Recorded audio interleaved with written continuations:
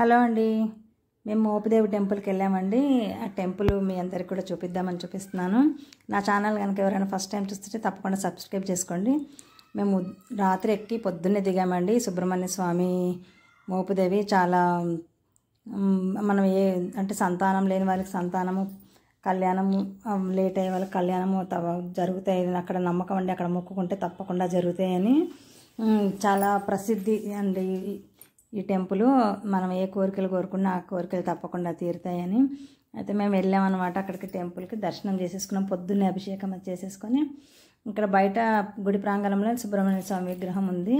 అక్కడ దీపారాధన చేసాము. దీపారాధన చేయడానికి కూడా మంచిగా అంటే ఒత్తులు వెలిగించాము. అక్కడ ఒత్తులు వెలిగించడానికి ఎక్కడంటే అక్కడ పెట్టకుండా ఇలా ఐరన్తో పెట్టి మనకు అక్కడ ప్రమిద పట్టేటట్టు భలే పెట్టారండి. అక్కడ పెట్టి వెలిగించుకోవచ్చు. ఇదంతా గుడి ప్రాంగణం అండి. ఇక్కడ కనిపించేదేమో అన్నదానం చేస్తారంటండి. అన్నప్రసాదం వితరణ చేస్తారంట. ఇక్కడ రోజు ఉంటుందంట అన్నప్రసాదం, అక్కడ చెప్పారు టెంపుల్లో. మేమైతే నైట్ ఎక్కి మార్నింగ్ దిగాము. పొద్దున్న అక్కడ గుడి ముందే దిగొచ్చండి బస్సు హైదరాబాద్ నుంచి. ఇక్కడ ఇంకా ముడుపులు కట్టేవాళ్ళండి, పిల్లల కోసం కట్టేవాళ్ళు. ఇట్లా ఉయ్యాలలు కడుతున్నారండి, వివాహం కోసం కానీ సంతానం కోసం కానీ ఇలా ముడుపులు కడతారంట. ముడుపులు కట్టి ప్రదక్షిణాలు చేస్తారంట. అక్కడ ఉయ్యాలలు కట్టారు. ఇంకా అలాగే పిల్లలు కావాలనుకున్న ఉయ్యాలలు కట్టారు. మామూలుగా వివాహం కోసం అయితే కనుక ఇట్లా కొబ్బరికాయ అది ముడుపు కడుతున్నారండి. అక్కడ అందరూ ఎర్లీ మార్నింగే అభిషేకం అండి. పొద్దున్నే 6 నుంచి స్టార్ట్ అయిపోతున్నాయి. 6:30కి మేము అభిషేకం చేయించుకున్నాము. ఒక జంటకి 700 రూపాయల టికెట్ ఉందండి. బాగా చేశారు అభిషేకము. పొద్దున్నే ఫస్ట్ అభిషేకానికి మేము అటెండ్ అయ్యామన్నమాట. అంటే మాకు దొరికింది అవకాశము. మార్నింగే తొందరగా బస్ దిగ్గానే రెడీ అయిపోయి గబగబా వెళ్ళిపోయాయి అనమాట. ఇంకక్కడ దర్శనం చేసుకున్నామండి. ఇక్కడ మనకు అన్నీ దొరుకుతున్నాయండి. అభిషేకానికి పాలు అవన్నీ వాళ్ళే ఇస్తారు. మనం డబ్బులు కడితే ఏం కొనక్కర్లేదు. ఇంకా పళ్ళు పూలు అవన్నీ తీసుకోవచ్చు మనం. ఇక్కడ మనకు రూమ్స్ అయితే టెంపుల్ అయితే ఏమున్నట్లేవండి. అక్కడ ప్రైవేట్ ఉన్నాయి. అక్కడ మేము తీసుకొని ఉన్నాం రూమ్లు. చాలామంది ఎక్కువ రాత్రిపూట వచ్చి అక్కడ నిద్ర చేసి పొద్దున అభిషేకం కానీ దర్శనం కానీ చేసుకొని వెళ్తున్నారు. మేము రిటర్న్ వస్తుంటే చాలామంది అప్పుడు బస్సులు దిగి అక్కడ నిద్ర చేస్తారంట. అంటే నెక్స్ట్ డే మంగళవారం ఉందన్నమాట.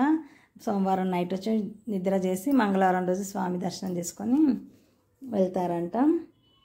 మేము ఇది సెకండ్ టైం అంటాం వెళ్ళడము. ఇంకా అక్కడ నుంచి అక్కడ గుళ్ళో బోర్డు చూస్తే ఇక్కడ దక్షిణ కాశీ అని రాసిందండి. మేము ఎలాగో కాశీ చూడలేదు, దక్షిణ కాశీ ఉంది కదా అక్కడికైనా వెళ్దామనేసి ఇంకా మేము అక్కడ నుంచి వెహికల్ మాట్లాడుకున్నాం, ఆటో మాట్లాడుకున్నాం. అక్కడ వెహికల్స్ ఏమీ లేవు ఎక్కువ. అంటే ఇంకా గుడి దగ్గరికి వెళ్ళి మనం దర్శనం చేసుకొని వచ్చే వరకు ఇదేనండి దక్షిణ కాశీ అంట. ఇంకా టెంపుల్కి వచ్చేసామండి. మొత్తం గుడి చుట్టూ ప్రదక్షిణ చేస్తున్నాము. చాలా పెద్దగా ఉందండి ప్రాంగణము, గుడి ప్రాంగణము. అన్ని విగ్రహాలతోని గోపురము బాగా హైట్గానే ఉందండి. గుడి ప్రాంగణం కూడా చాలా పెద్దగా ఉంది. అక్కడ పూజలు అవన్నీ కూడా జరుగుతున్నాయండి. హోమాలు అవి జరుగుతున్నాయి, పూజలు. ఇంకా మేము గుడి చుట్టూ ప్రదక్షిణం చేసామన్నమాట. ఈ గుడి 1200 సంవత్సరం ఉందంటే 1200 శతాబ్దం అని చెప్పారనమాట. అక్కడ అయ్యగారిని అడిగాను గుడిలో నేను, ఎన్ని సంవత్సరాలదండి ఈ గుడి అని. ఇక్కడ ఇంకా నాగప్రతిష్టలు అవన్నీ కూడా ఉన్నాయండి. సుబ్రహ్మణ్య స్వామికి చేస్తారు కదా పూజలు. ఇంకా ప్రతిష్టలు ఎలా జరుగుతాయి కదా, ఇవి చాలా ఉన్నాయి అక్కడ. గుడి చుట్టూ తిరుగుతూ ఉంటే మాకు కనిపించాయి అనమాట. అయితే ఇది దక్షిణ కాశీ శివాలయము చాలా బాగుందండి. లోపల అసలు స్వామివారిని చూస్తుంటే చాలా ప్రశాంతంగా అనిపించింది అనమాట. చాలా బాగుంది. అసలు అనుకోకుండా వెళ్ళాము మేము. ఓన్లీ మోపిదేవి చూసొద్దామని అనుకున్నాము. ఇక్కడ పూజలు అవి బాగా జరుగుతున్నాయండి లోపల. అంటే రష్ అయితే లేరు మేము వెళ్ళినప్పుడు. మాకు ఒక ఆవిడ అక్కడ గుడి దగ్గర చెప్పడం వలన అంటే అక్కడ గుడిలో బోర్డు చూసామన్నమాట. వచ్చాము. ఇక్కడికి వచ్చినాక ఇంకొక ఆవిడ కనిపించి ఇలాగ ఆటోలు వచ్చారు కదమ్మా, ఇక్కడ కృష్ణానది ఉంటుంది, అక్కడ కూడా శివాలయం ఉంటుంది, బాగుంటుంది, వెళ్ళండి అంటే అక్కడికి కూడా వెళ్ళాము. ఇది దక్షిణ కాశీ బయట ఎంట్రన్స్ అండి. ఇది ఇలా ఉంటుంది, శివుడు ఇది ఉంది. ఇంకా అక్కడ నుంచి 1 కిలోమీటర్ అండి. మళ్ళీ అక్కడికి వెళ్ళాము. ఇక్కడ కృష్ణానది చాలా పెద్దగా ఉంది. కృష్ణానది అసలు బోటింగ్ కూడా చేస్తున్నారు. ఇంకా ఎట్లాగో మాకు ముందు తెలిస్తే బట్టలు తెచ్చుకొని స్నానం చేసేవాళ్ళం. అక్కడ ఇంత నది ఉంటుందని నేను అనుకోలేదు. ఇక నీళ్లు చల్లుకున్నాను, కాళ్ళు కడుక్కొని నీళ్ళు చల్లుకొని ఇంకా మా వాళ్ళకని కొన్ని చేతిలో పైకి పట్టుకొచ్చాను.